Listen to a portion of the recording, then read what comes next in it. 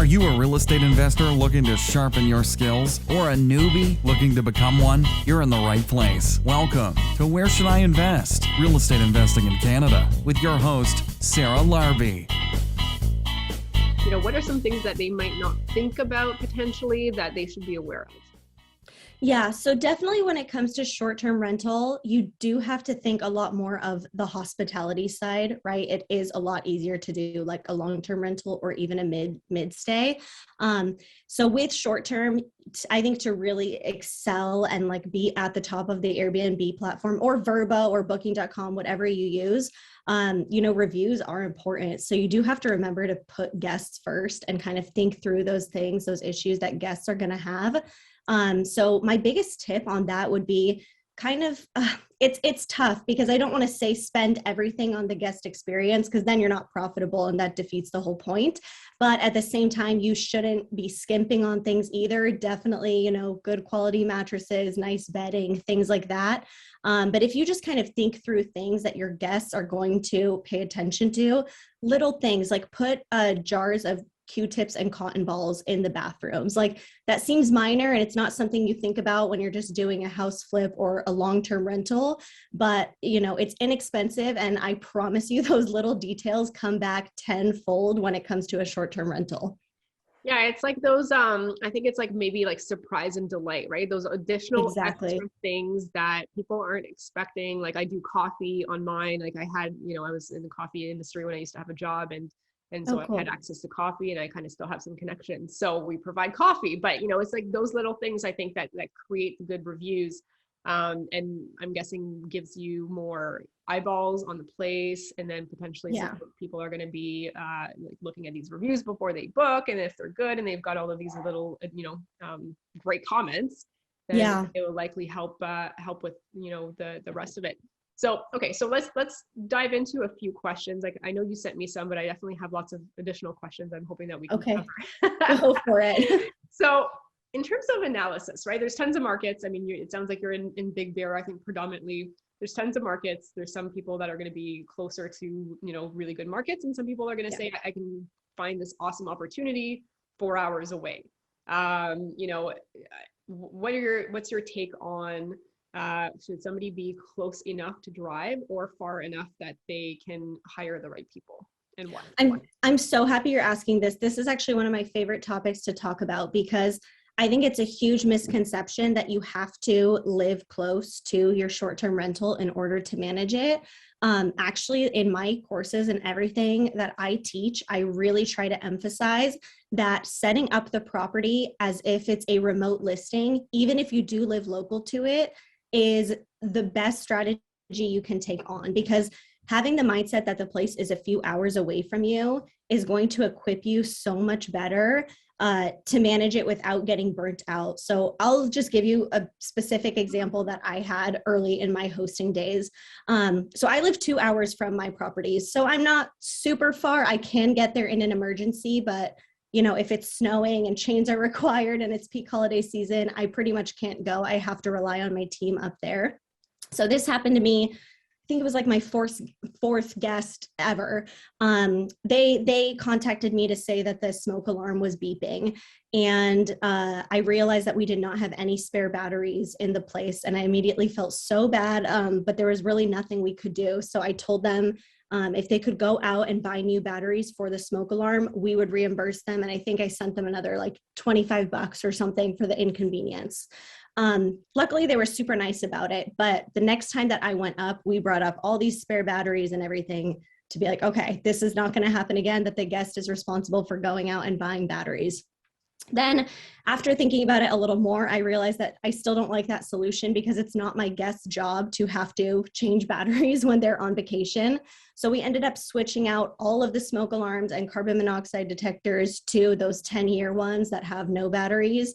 If you haven't heard of those, they are great, a little pricey. Yeah, we have those too.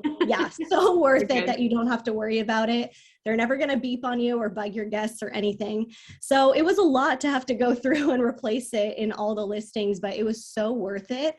And that's kind of what I try to emphasize is you can definitely self-manage it. I think as long as you have really like a reliable cleaning team, get a backup cleaner as well, a reliable handyman and a backup handyman.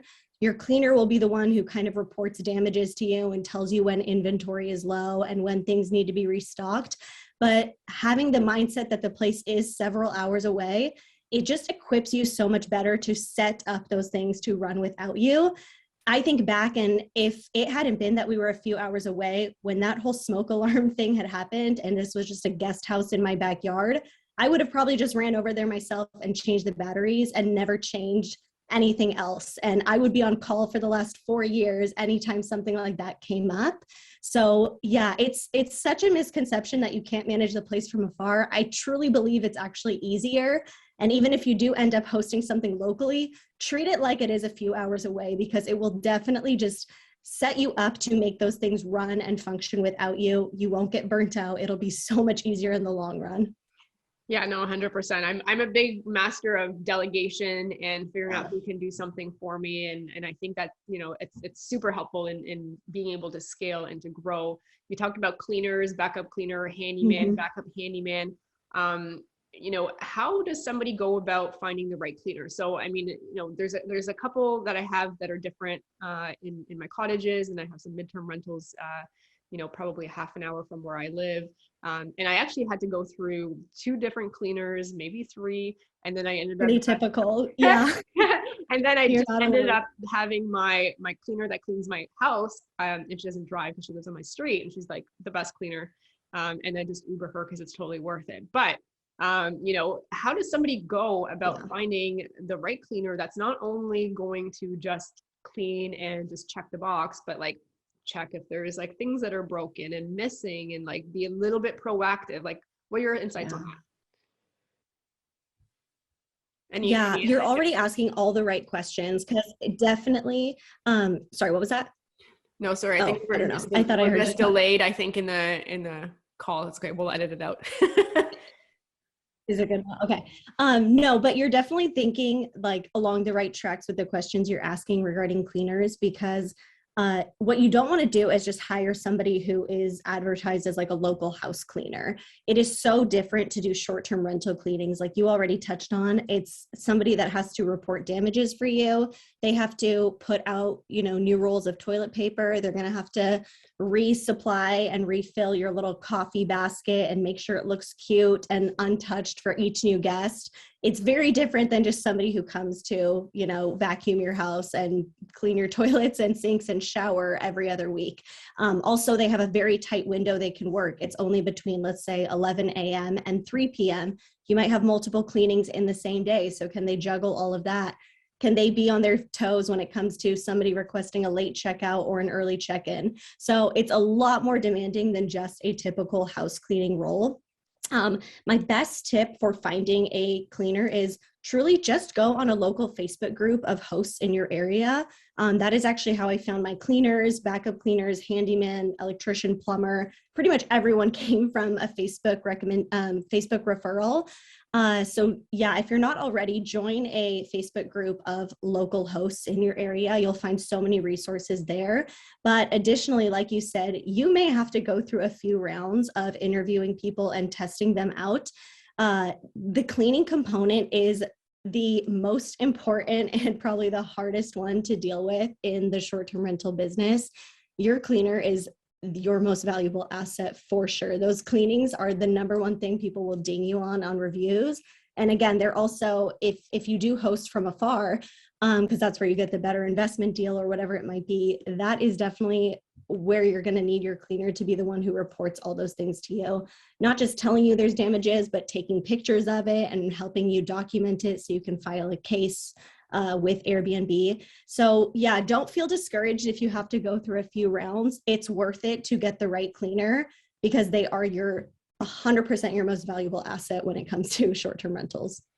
Absolutely. Now, are you doing any like kind of storage lockers or anything like that? Because I mean, obviously, let's think about it. I think most people listening to this are going to be remote, whether it's 2 hours or 4 hours, or if it's across another country, province or across another country. What are some of the things that they should set up so that their cleaner has an easier time doing their jobs? Yeah, definitely you want a locked supply closet, which again, I would do even if you are remote hosting. But yeah, especially in the case where you do happen to be from afar, you'll want to do a locked supply closet. And just I wouldn't do anything with a key on it because your cleaner's going to lose the key and then what? So something with a little padlock and a combo on it, or a keypad, digital keypad you can type in. Thanks so much for listening to Where Should I Invest with your host, Sarah Larby. Make sure to listen in next time. We'll catch you on the next episode of Where Should I Invest?